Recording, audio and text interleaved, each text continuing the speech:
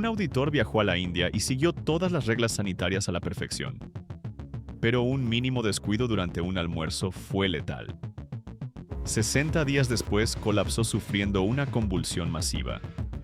La tomografía reveló el peor escenario: múltiples tumores cerebrales terminales. Le informaron a su familia que le quedaba poco tiempo de vida, pero los médicos se equivocaron de la peor manera posible. No era cáncer. Su cerebro albergaba decenas de parásitos vivos, y el verdadero problema no era la infestación, sino que la única medicina capaz de curarlo lo mataría al instante. Esta es la anatomía de un misterio médico casi letal. El sujeto central de este caso clínico es David, un auditor de operaciones logísticas de 34 años, cuya personalidad se definía por una meticulosidad casi obsesiva en cada aspecto de su vida. David no dejaba margen al error. Antes de su viaje a Nueva Delhi, había estudiado exhaustivamente las advertencias epidemiológicas para viajeros internacionales. Su equipaje incluía medicamentos preventivos, probióticos y termómetros. Durante los primeros 10 días de su despliegue, su disciplina sanitaria fue férrea. Se lavaba los dientes exclusivamente con agua embotellada con el precinto intacto. Rechazaba cualquier bebida que contuviera cubos de hielo y limitaba estrictamente su ingesta a restaurantes de cadenas hoteleras de 5 estrellas. Su barrera inmunológica y conductual parecía impenetrable. O eso creía. La vulnerabilidad surgió durante la segunda semana de su trabajo en la India. Las exigencias de la auditoría corporativa obligaron a su equipo a trasladarse fuera del prístino distrito financiero y adentrarse en el denso, caótico y ruidoso tejido urbano, cercano a un inmenso mercado de distribución mayorista.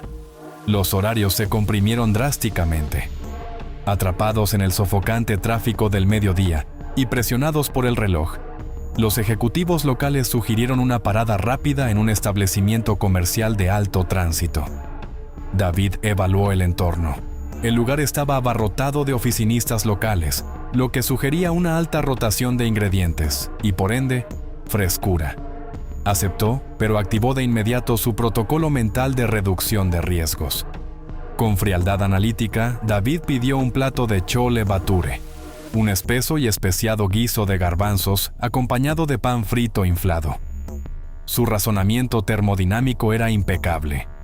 El guiso burbujeaba a temperaturas que superaban ampliamente los 100 grados Celsius. El punto de ebullición sostenido es un esterilizador natural implacable, capaz de desnaturalizar las proteínas celulares y neutralizar casi cualquier patógeno, bacteria o parásito presente en la base alimenticia. Al ver el denso vapor emergiendo del plato recién servido en su mesa, David sintió que había tomado una decisión clínicamente segura. Ese guiso, en efecto, era biológicamente inofensivo. El quiebre fatal en su armadura no estuvo en el plato principal, sino en el contraste de la guarnición. En un rincón de la bandeja de acero inoxidable, el cocinero había dispuesto una pequeña porción de vegetales para aportar frescura y cortar la pesadez de la fritura.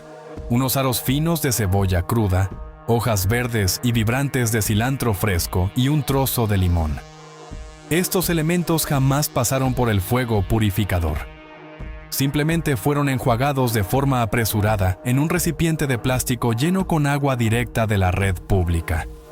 En zonas de alta densidad demográfica donde la infraestructura sanitaria se encuentra sobrecargada, el agua del grifo puede sufrir microfiltraciones y cruzarse imperceptiblemente con el sistema de aguas residuales. Pero el agua no era el único vector letal presente. El manipulador de alimentos que picó y emplató esa guarnición vivía con una condición biológica que él mismo ignoraba por completo. Era portador asintomático de Taenia solium, la tenia del cerdo, la cual residía profundamente anclada en su tracto intestinal. Debido a la ausencia de estaciones formales de lavado de manos con jabón antibacteriano en la parte trasera del local, la contaminación cruzada fue inevitable. Huevos microscópicos del parásito, invisibles al ojo humano y provistos de una resistencia ambiental extrema, se transfirieron directamente de los dedos del cocinero a las hojas húmedas del cilantro crudo. Confiado en su cuidadosa selección, David consumió el guiso caliente con apetito. Hacia el final de la comida, buscando limpiar su paladar de las intensas especias, tomó con sus propios dedos una fracción de la cebolla cruda y el cilantro infectado, llevándoselos a la boca. En ese microsegundo, la barrera sanitaria colapsó. La infestación comenzó sin emitir un solo síntoma. David pagó la cuenta, completó su rigurosa auditoría con éxito esa misma semana, abordó un vuelo intercontinental en primera clase y regresó a su impecable oficina en Norteamérica, completamente ajeno al silencioso e irreversible reloj biológico que acababa de activar en el interior de su propio organismo. Para comprender la verdadera magnitud del cuadro clínico de David, es imperativo adentrarse en el proceso mecánico de la infección a nivel celular. Lo que ocurrió en su cuerpo no fue un contagio accidental. Fue una invasión biológica magistralmente coreografiada por la evolución parasitaria. El viaje comenzó en el momento de la deglución.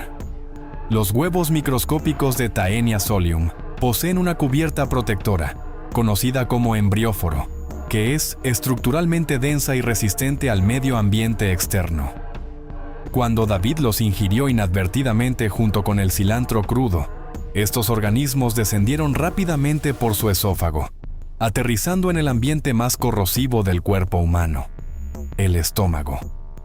Los jugos gástricos, compuestos por ácido clorhídrico concentrado con un pH destructivo de 1,5, están diseñados evolutivamente para desintegrar material orgánico complejo, neutralizando bacterias invasoras y disolviendo fibras endurecidas.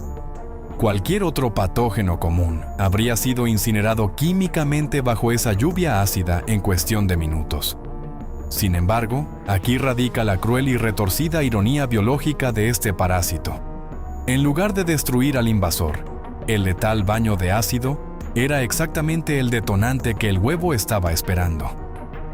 El ácido de David no mató la amenaza, sino que disolvió estratégicamente la gruesa coraza exterior. Al desintegrarse esta barrera protectora, emergió la oncosfera, la larva en su primera fase de desarrollo, completamente activada e intacta, lista para la siguiente fase de su asedio. Estas larvas recién liberadas no son organismos pasivos flotando a la deriva. Están equipadas con una maquinaria especializada que incluye una estructura frontal armada con diminutos ganchos mecánicos. Al pasar del estómago al intestino delgado, utilizaron estas herramientas afiladas para anclarse y perforar con violencia la gruesa mucosa de la pared intestinal de David. Al atravesar esta barrera celular, lograron su objetivo primario: infiltrarse en los vasos capilares y acceder directamente al sistema circulatorio venoso. A partir de este punto crítico, el torrente sanguíneo de David dejó de ser un sistema cerrado de nutrición y se convirtió en una red de transporte de alta velocidad. Las larvas viajaron a través de la circulación sistémica, pasaron indemnes por el hígado, cruzaron el corazón y fueron bombeadas hacia la red arterial principal. El sistema circulatorio humano distribuye un porcentaje masivo de sangre rica en oxígeno directamente hacia el cerebro. Arrastradas por este torrente imparable, aproximadamente 2 docenas de larvas llegaron a las puertas del sistema nervioso central. Allí se enfrentaron a la barrera hematoencefálica, el filtro de seguridad más restrictivo del cerebro humano, diseñado para bloquear el paso de toxinas. Pero las larvas han evolucionado para eludirla mediante secreciones enzimáticas. Cruzaron la barrera y se alojaron profundamente en la arquitectura del cerebro, infiltrándose tanto en la sustancia gris como en la blanca. Se concentraron principalmente en los altamente vascularizados lóbulos temporal y frontal, precisamente los centros que controlan la memoria y el raciocinio ejecutivo de David. Una vez instaladas en el delicado tejido neurológico, las larvas detuvieron su avance e iniciaron su fase de enquistamiento, transformándose en cisticercos. Cada organismo generó una cápsula esférica translúcida y llena de líquido a su alrededor. Con el paso de los días, estas cápsulas se expandieron lentamente, alcanzando el tamaño de pequeños guisantes, desplazando físicamente y comprimiendo las neuronas circundantes sin llegar a destruirlas de inmediato. El sistema inmunológico humano posee un ejército de glóbulos blancos diseñados para identificar y erradicar invasores. No obstante, los quistes parasitarios emplearon un mecanismo de evasión asombroso. Comenzaron a secretar compuestos bioquímicos que paralizaban y suprimían la respuesta inmunitaria local. Crearon una zona de exclusión, un manto de invisibilidad química, que los volvía completamente indetectables para las defensas del organismo. Gracias a este camuflaje químico perfecto, durante los primeros 50 días, este devastador proceso fue completa y aterradoramente silencioso. David no presentó fiebre ni alteraciones cognitivas, y los análisis de sangre rutinarios no mostraron marcadores inflamatorios. Mientras estos parásitos se desarrollaban en estado de latencia dentro de su cráneo, el auditor continuaba viviendo su exigente vida profesional, ignorando por completo que su propia mente se había convertido en una incubadora. El día 55 post-infección, la impecable estabilidad neurológica de David comenzó a fracturarse. El velo de invisibilidad química que los parásitos habían mantenido durante casi 2 meses empezó a desvanecerse a medida que algunos de los quistes alcanzaban su límite de madurez. Su sistema inmunológico, ciego hasta ese momento, detectó finalmente la invasión biológica y desencadenó una respuesta inflamatoria microscópica pero feroz. El primer síntoma fue puramente focal y engañosamente sutil. Ocurrió a las 9 de la noche en su oficina de cristal, en el piso 40 de su edificio corporativo. Mientras redactaba un complejo informe de auditoría frente a su monitor, David experimentó microespasmos involuntarios y violentos en los dedos de su mano izquierda. Su dedo índice y medio comenzaron a contraerse a un ritmo errático, golpeando el teclado y tirando un bolígrafo sin que él pudiera detenerlo. Fisiológicamente, esto era una crisis epiléptica focal motora. La incipiente inflamación estaba irritando directamente la corteza motora primaria en su hemisferio cerebral derecho. Sin embargo, la mente humana es experta en la racionalización del peligro. David frotó su mano con fuerza, atribuyendo el temblor persistente a la fatiga muscular acumulada, el estrés crónico de sus jornadas de 14 horas y la ingesta excesiva de tazas de café expreso. Cerró su computadora portátil y se marchó a casa, ignorando por completo la primera alarma de un desastre biológico inminente. El día 58, la inflamación se propagó por el tejido cerebral y la situación escaló drásticamente de lo físico a lo cognitivo, manifestándose en un episodio de puro terror psicológico. Durante una crucial llamada de conferencia virtual con la junta directiva y varios accionistas clave, David experimentó un ataque de afasia motora transitoria. La tormenta eléctrica en su cerebro había avanzado hasta alcanzar el área de Broca, la región anatómica del lóbulo frontal dominante, responsable de la articulación y formulación del lenguaje. Al intentar explicar una diapositiva sobre proyecciones de riesgo financiero, se encontró atrapado en una desconexión aterradora. Los conceptos matemáticos y las palabras estaban perfectamente claros en su mente, pero la intrincada vía neuronal hacia su aparato fonador estaba completamente bloqueada.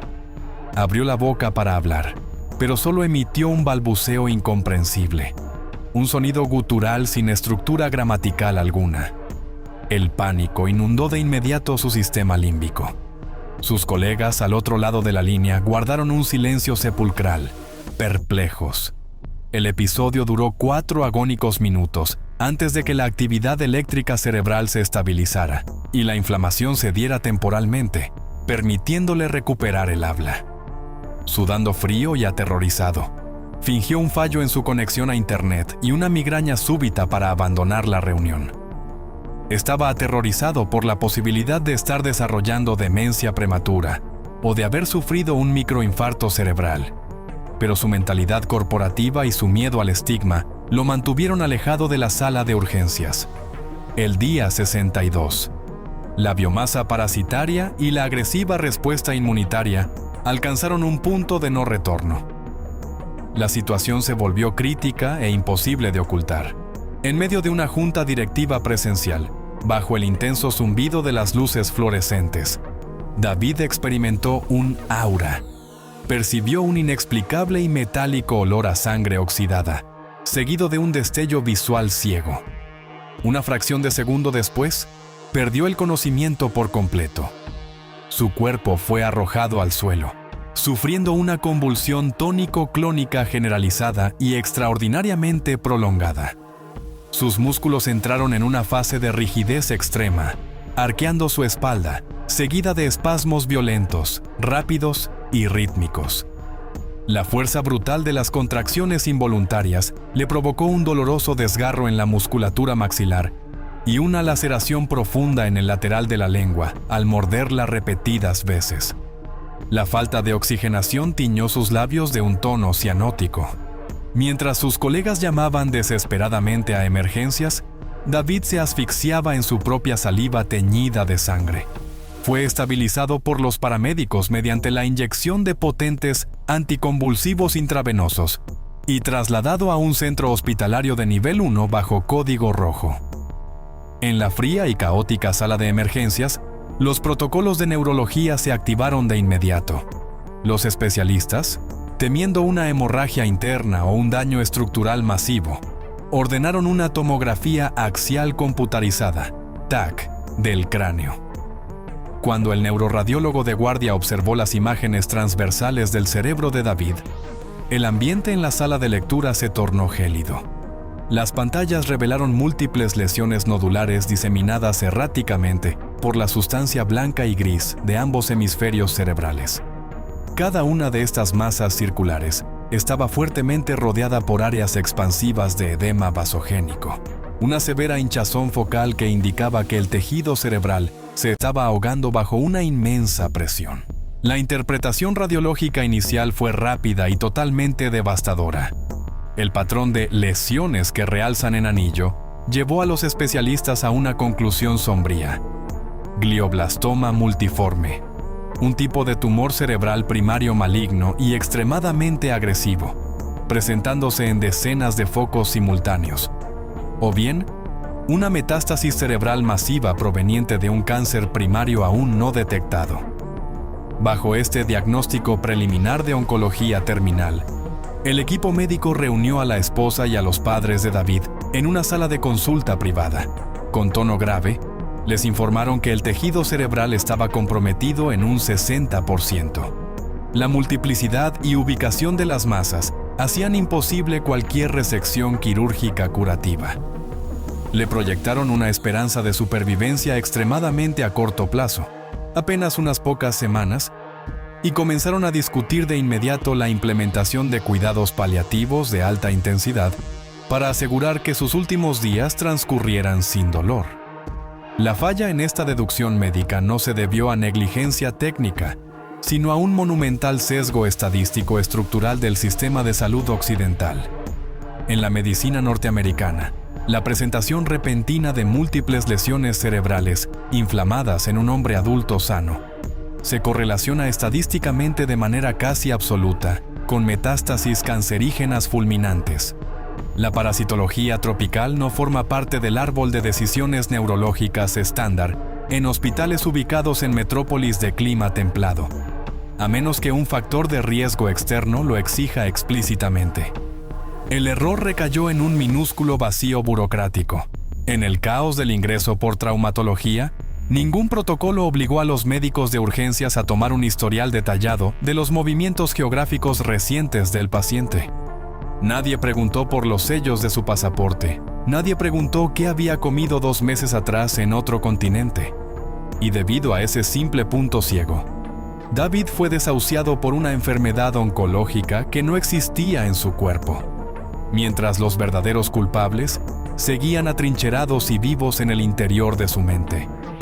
El caso clínico de David, catalogado erróneamente como un cuadro oncológico terminal, fue transferido con urgencia al Departamento de Neurología Avanzada con un único propósito: planificar una biopsia cerebral de alto riesgo para confirmar el tipo exacto de tejido tumoral antes de iniciar la etapa de cuidados paliativos.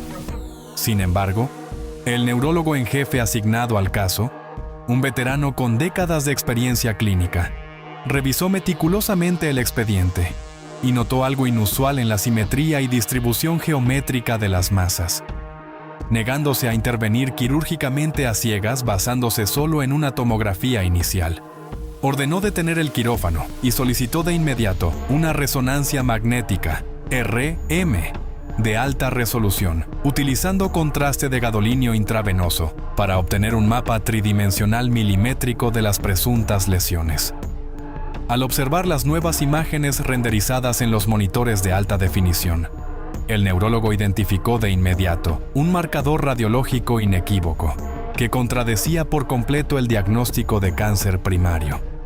Dentro de cada una de las decenas de lesiones esféricas que tachonaban el cerebro de David, la resonancia mostraba una morfología extrañamente perfecta. No era el crecimiento caótico, necrótico y amorfo típico de un glioblastoma multiforme. Era una estructura biológicamente diseñada. En el interior de cada masa se apreciaba un pequeño punto blanco excéntrico y de altísima densidad. En el léxico especializado de la neuroradiología, este hallazgo patognomónico se conoce como el signo del agujero con un punto. El agujero oscuro en la imagen representaba la vesícula, el quiste expansivo lleno de líquido protector, mientras que el brillante punto blanco era el escólex, la cabeza armada e invaginada del parásito. El diagnóstico preliminar se derrumbó en segundos. No era una metástasis oncológica, era neurocisticercosis severa. Armado con esta reveladora evidencia radiológica, el neurólogo se dirigió a la unidad de cuidados intensivos. Se acercó a la cama de David, quien acababa de recuperar una conciencia fragmentada. Estaba pálido, conectado a monitores cardíacos y aterrorizado, esperando escuchar la confirmación de su inminente muerte. El médico detuvo las condolencias, se sentó a su lado y le hizo una única pregunta directa y poco convencional para ese entorno crítico. Exigió conocer su historial exacto de tránsito internacional durante los últimos 12 meses. David, confundido y con la lengua aún lacerada por la mordedura, balbuceó sobre su riguroso viaje de auditoría a Nueva Delhi, India. Esa simple mención geográfica fue la pieza final del rompecabezas que confirmó de manera irrefutable el cuadro epidemiológico. Con el origen de la infestación rastreado, quedaba por resolver el gran misterio clínico. ¿Por qué David experimentó esta devastadora convulsión precisamente el día 62 y no el día 10 o el día 20? La respuesta está indisolublemente ligada al ciclo vital intrínseco del parásito invasor. Después de pasar varios meses enquistados en el rico tejido cerebral, alimentándose y creciendo en completo silencio, los organismos comenzaron un proceso natural e inevitable de degradación. Al envejecer y perder gradualmente su viabilidad biológica celular, los parásitos dejaron de secretar los compuestos bioquímicos especializados que actuaban como su camuflaje, sus inhibidores inmunológicos. En el momento exacto en que este escudo químico colapsó, el sistema inmunológico de David, que había estado ciego ante la masiva invasión, despertó de golpe. Detectó instantáneamente la presencia de antígenos biológicos extraños y letales en el santuario del cerebro. En respuesta, lanzó un ataque de defensa microscópico pero implacable, generando una respuesta inflamatoria altamente agresiva contra los 24 quistes diseminados de forma simultánea. Esta inflamación masiva y coordinada del tejido fue lo que causó el aumento dramático y repentino de la presión intracraneal. El cerebro hinchado, sin espacio para expandirse dentro del cráneo rígido, comenzó a aplastar las redes neuronales adyacentes, provocando una alteración eléctrica caótica y un cortocircuito a gran escala que se tradujo inexorablemente en las convulsiones severas que casi le cuestan la vida. La identificación precisa del parásito introdujo al equipo médico en un escenario clínico de extrema complejidad operativa. La medicina moderna cuenta con un arsenal antiparasitario altamente eficaz, con medicamentos como el albendazol y el praziquantel, diseñados para penetrar la barrera del tejido cerebral y erradicar las larvas invasoras en cuestión de días. Parecía la solución farmacológica perfecta. Sin embargo, el equipo neurológico de David se enfrentó a un dilema infranqueable. Administrar esa ansiada cura clínica equivalía, de manera irrefutable, a firmar su sentencia de muerte. La matemática de la infección era francamente letal. Si un paciente presenta 1 o 2 quistes aislados, el medicamento los neutraliza de forma segura, generando una leve inflamación focal que se maneja fácilmente con esteroides. Pero la resonancia de David mostraba un campo minado. 24 quistes activos e inflamados. Si se administraba el agente antiparasitario de amplio espectro, la estructura de los 24 organismos colapsaría de manera simultánea. Esta destrucción celular masiva y repentina liberaría una carga gigantesca de antígenos tóxicos y proteínas foráneas directamente en la frágil materia gris de David en un lapso crítico de apenas 24 horas. Ante esta inundación de material biológico extraño, el sistema inmunológico reaccionaría con una brutal tormenta de citoquinas, desencadenando un edema cerebral vasogénico catastrófico y fulminante. El cerebro de David, severamente inflamado, se expandiría a gran velocidad contra las inquebrantables paredes óseas de su cráneo. Sin espacio físico para aliviar la abrumadora presión, el tejido cerebral terminaría siendo extruido hacia abajo, a través del foramen magno, la única salida en la base del cráneo.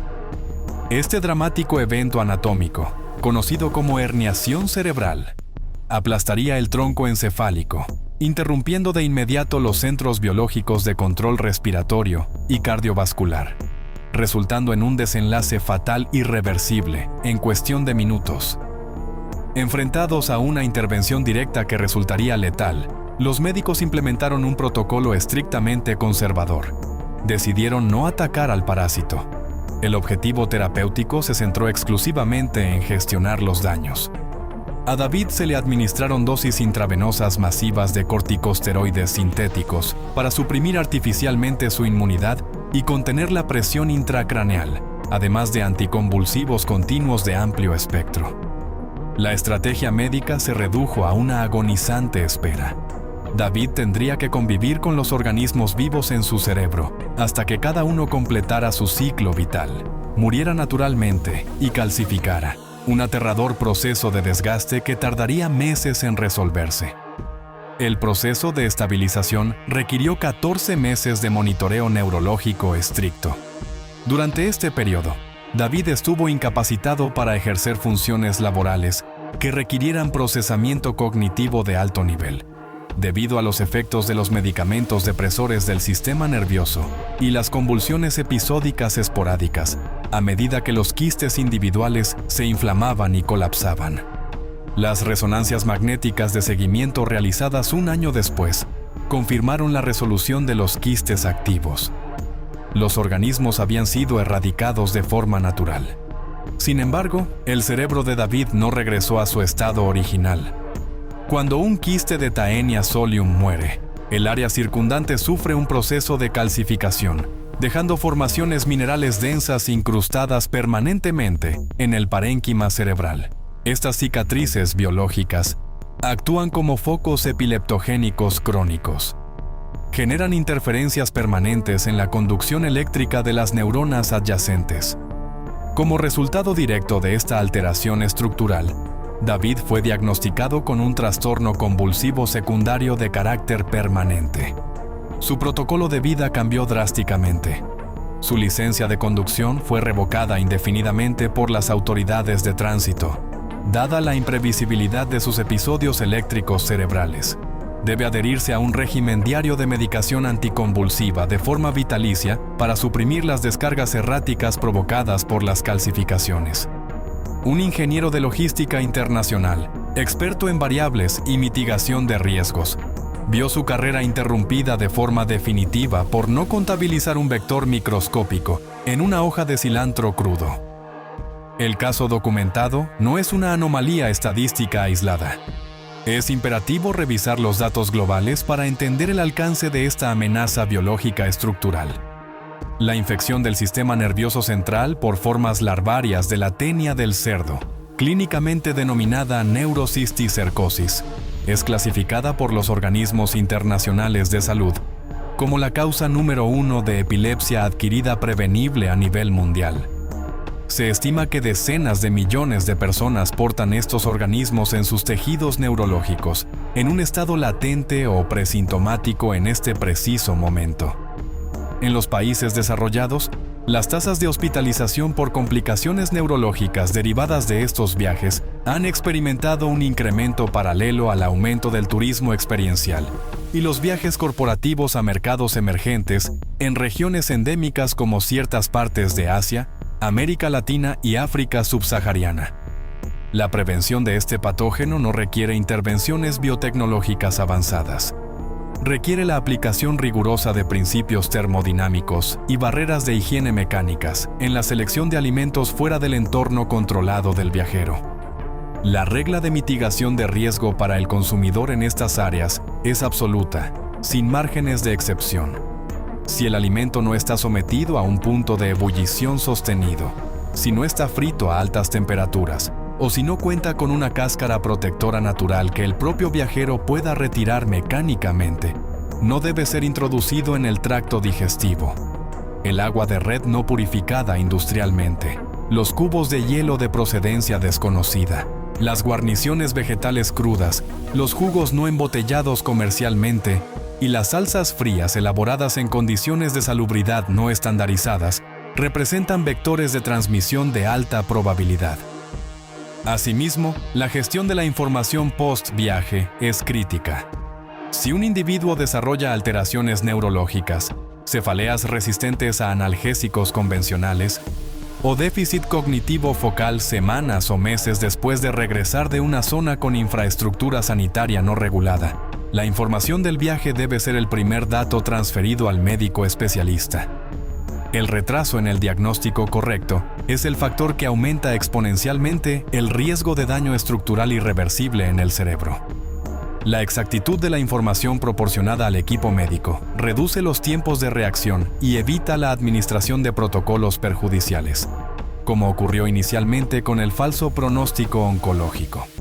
La exposición a entornos globales requiere una adaptación en el comportamiento preventivo. El desconocimiento de la biología de los patógenos locales conlleva un riesgo sistémico inaceptable. La evaluación constante de los alimentos y el origen de la hidratación son los únicos métodos probados para mantener la integridad neurológica en escenarios endémicos.